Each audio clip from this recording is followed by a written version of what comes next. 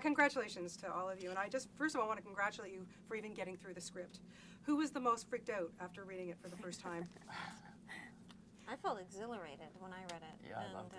You know, at first sort of, asking a lot of questions, and then all of a sudden I was immersed in it. And then when I finished, it was like unconsciously all these loose ends had been tied up, and I read it in an office, and I left just feeling absolutely pumped. So. Did you guys have to prepare in any special way? Did Christopher make you do anything special? Why don't we start with you, Marion? You know, to kind of get into your headspace for this film. Well, we talked. We talked with Christopher and Leo, and then and I had like talking session, I would say, with Chris, and we also had our own discussion with Leo and I, and what I did, I didn't want to work on dreams analysis, but I wanted to know technically how it works. So I read things written by scientists and neurobiologists because I felt that I needed to know the structure of the mind when it's in the dream state. Really interesting stuff. Joe, for you, oh my God, physical beyond belief. Like, I know you all had your physical stuff.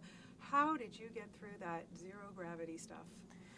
Yeah, it was probably the hardest thing I've ever done physically. I trained every day and got into really good shape, and just to pull this stuff off. And I was just happy that they let me do it.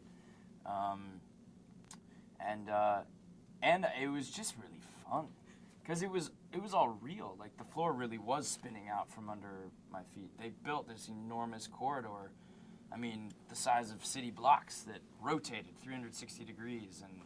And normally in a Hollywood movie, they would do it in front of a green screen and just make the whole thing happen digitally.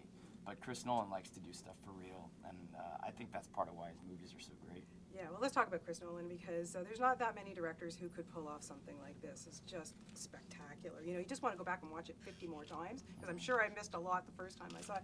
What is it about Chris Nolan? Let's start with you, Ellen. About what makes him so special and such a great director? Well, I think what I've responded to the most in his films, and I'm a huge fan of everything he's done, is that despite the scale of everything, despite the visual wonder or the action, there's always this base of sincerity. There's this honest core to it, or an emotional spine, if you will, that is what I immediately connect to, and thus the whole world that he creates becomes that much more immersive, because I'm there and I'm connected. Whereas some movies, if they don't feel honest, there's like a separation with the graphics or the action, and I'm like, oh, that's cool, but I'm kind of over it. Whereas in this, it's so immersive that I believe it all, and I think he does that in Inception. There's an incredible, unbelievable love story with that Leo and Marion portrayed, beautifully, and then also just, incredible action, and yeah. Yeah, was there ever a time when any of you were on set and you were like, there's no way we can pull this off? Did you ever feel like that?